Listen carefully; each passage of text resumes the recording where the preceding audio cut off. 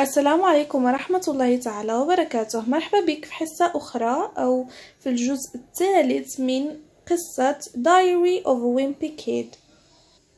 في الجزء السابق الجزء الثاني كنا توقفنا هنا اللي كان كيتكلم على أن الوالدين ديالو مادام كيتخلصوا عليه غادي يكونوا set for life اللي قلنا، يعني أنهم عندهم فلوس اللي ما يحتاجوش أنهم يخدموا حياتهم كاملة.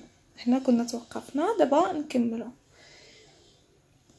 But I'm doing everything I can to make sure I can cash in later.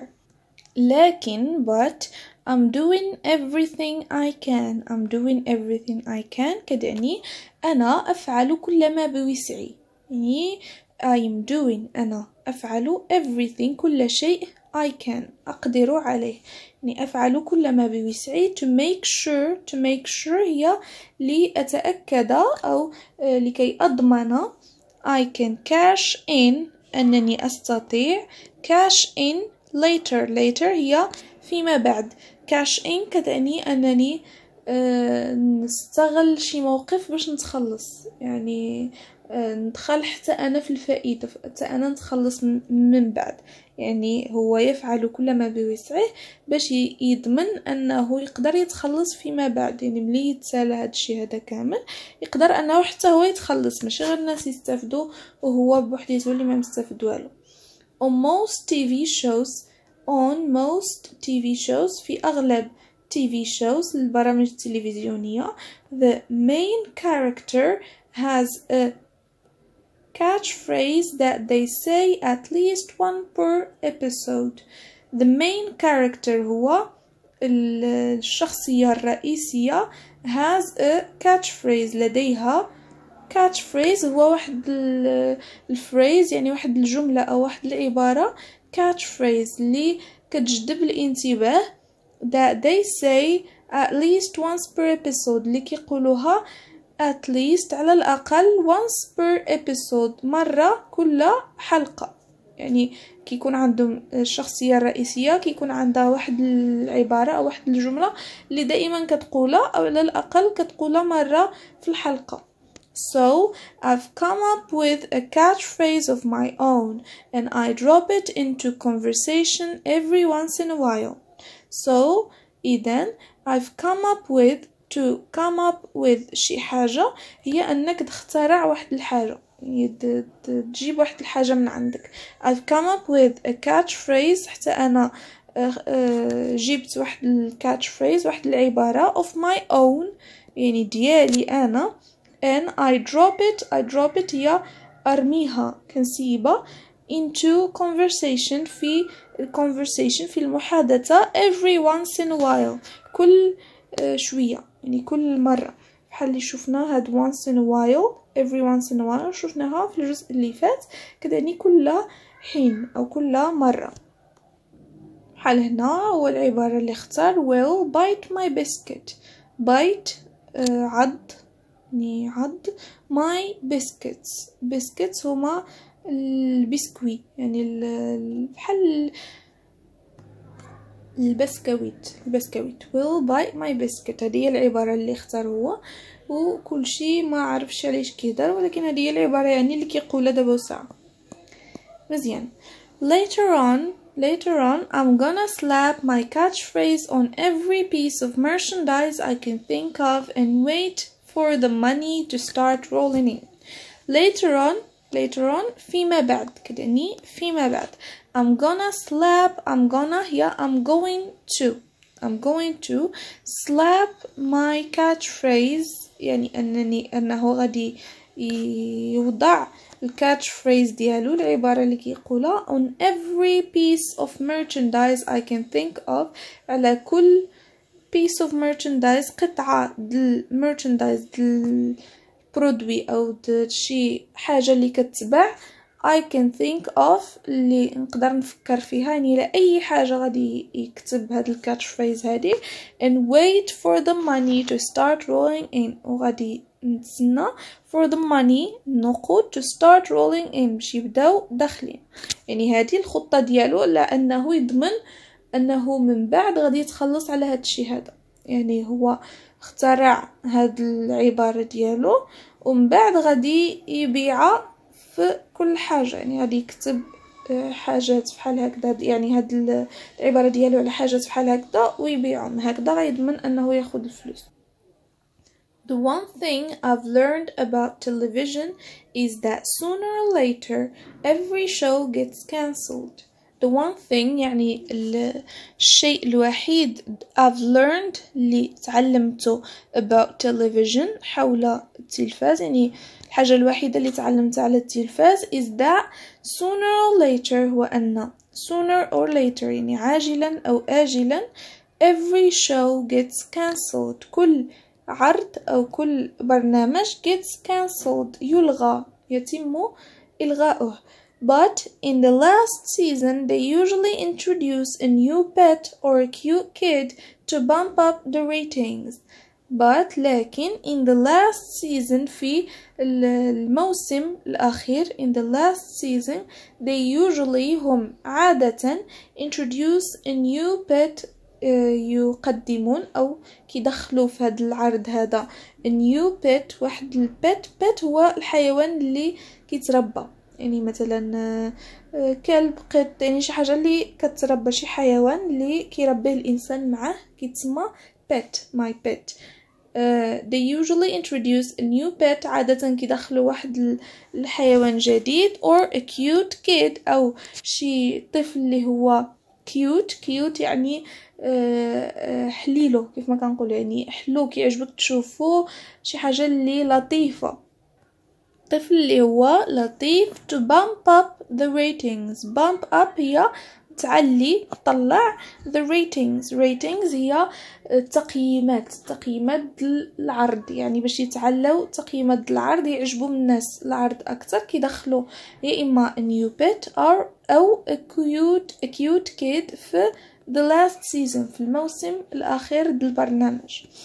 So إذن when my little brother Manny was born، عندما my little brother الأخ الصغير ديالي ماني، هذا الاسم ديالو، was born ولد، عندما ولد أخي الصغير ماني، I figured شفناها في أول جزء، أدركت they were trying to replace me، أنهم يحاولون trying to replace me أن يعوضوني، يعني غيعوضوني أنا بالأخ ديالي الصغير as the star of the show with a fresh new face، أن يعوضوني كنجم البرنامج، يعني غيعوضوني with a fresh new face بوجه جديد اللي هو fresh يعني باقي fresh كيف ما كنقول، باقي طري، يعني شي حاجة اللي باقا جديد. وهنا كنشوفوا الاخ ديالو خلاق وهو كيتكلم مع المرآة بحال اللي كيعتقد ان موراها كاينين كاميرات. I know exactly what this is، I know اعلم بالضبط what this is، شنو هادشي، يعني عارف انكم باغيين تعوضوني بهاد الاخ ديالي. The thing I couldn't figure out was how a newborn baby could be an actor. يعني the thing الشيء I couldn't figure out اللي ما قدرتش أنني figure out نكتشفه was how أن كيف how a newborn baby طفل رضيع، newborn حديث الولادة، يعني يلا خلق، born هي ولد، newborn جديد، new هي جديد، newborn هي يلا خلق، newborn baby could be an actor، يعني كيفاش واحد الطفل اللي يلا خلق could be an actor يقدر يكون ممثل. هذا هو الحاجة اللي I couldn't figure out، لم أستطع أن أفهمها أو أن أدركها.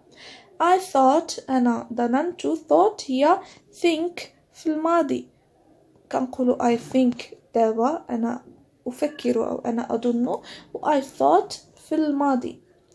I thought maybe Manny ربما ماني هاد أخوه الصغير الجديد was a puppet هو a puppet هي دمية being controlled by an adult who was hiding from view، يعني ظننت فكرت أن ربما هاد ماني هذا هو دمية ماشي طفل حقيقي being controlled يعني يتحكم فيها، شي واحد كيتحكم فيها by an adult، من واحد الإنسان اللي adult بالغ، who was hidden from view، اللي مخبأ من النظر، يعني ما نقدروش أننا نشوفه، هو اللي كيتحكم في هاد الدمية هادي. I never found any evidence that this was true, but that didn't stop me from checking every once in a while just to make sure. I never found هي وجد في الماضي. I never found عمري ما وجدت any evidence أي دليل that this was true أن هذا صحيح، يعني أن هذه النظرية أن الأخ ديالي هو دمية صحيحة، يعني عمري ما جبرت تشي evidence تشي دليل. but that didn't stop me، لكن هذا لم يوقفني، يعني كوني ما جبرت حتى شي دليل ما وقفنيش from checking، من أنني check هي أن أتفقد نتأكد every once in a while كل حين حالي قلنا just to make sure فقط لأتأكد، يعني كيف ما كنشوفوا هنا في الصورة هو كيشوف تحت الطابلة عنده يكون شي واحد هنا مخبع هو اللي كيتحكم في الأخ ديالو. As Manny got older, it was pretty clear he was getting around on his own. So then I wondered if he was actually a super high-tech wind-up toy or even some kind of robot. As Manny got older يعني مع الكبر ديال ماني، يعني مع أنه gets older يعني أنه كيكبر، كل ما كيكبر هاد ماني هاد الأخ ديالو. it was pretty clear كان واضح جدا he was getting around on his own أنه كان كيدور أو كيتمشى بوحده، يعني ما حتى واحد ما كيحركه. so then I wondered إذا عندها I wondered تساءلت، قلنا I wonder هي أتساءل، I wondered في الماضي تساءلت if he was actually إذا كان هو في الحقيقة a super high tech wind up toy لعبة super high tech super high super يعني شي حاجة جدا أو متطورة high عالي tech هي تكنولوجيا يعني شي لعبة اللي عالية التكنولوجيا wind up يعني يلا خرجت شي حاجة أخيرة اللي يلا خرجت or even some kind of robot أو حتى some kind of robot شي نوع ديال الروبوت. Then I thought maybe everybody around me was a robot and I was the only actual human being in the family.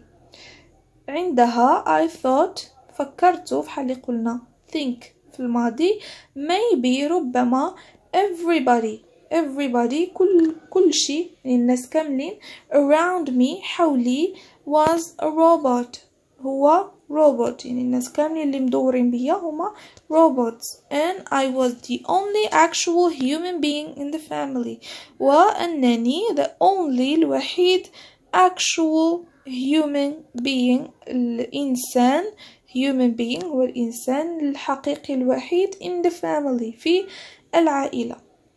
Robots need electricity for power, so that would explain why we have 2 or 3 outlets in every room of the house. Robots كيحتاجوا electricity هي الطاقة الكهربائية، يعني كيحتاجوا الكهرباء for power لطاقتهم يعني الطاقة ديالهم. So that would explain إذن هذا كيشرح هادشي هذا هو اللي كيشرح علاش علاش عندنا 2 or 3 outlets 2 أو 3 ديال مخارج الطاقة الكهربائية البريز بحال اللي كنقولوا in every room of the house في كل غرفة من المنزل، يعني على هادشي حنا عندنا 2 حتى 3 ديال مخارج الكهرباء في كل غرفة، حيت هما كيبغيو الكهرباء كيبغيو يتشارجاو. العائلة ديالي كاملة كتبغي انها تشارجا باش تخدم. هنا غنوقفوا هذا الفيديو هذا، نكملوا ان شاء الله في الجزء الرابع. كنتمنى تكون كتستمتع بهذه السلسله هذه، وطبعا اي اسئله او ملاحظات خليها لي في التعليقات. والسلام عليكم ورحمه الله تعالى وبركاته.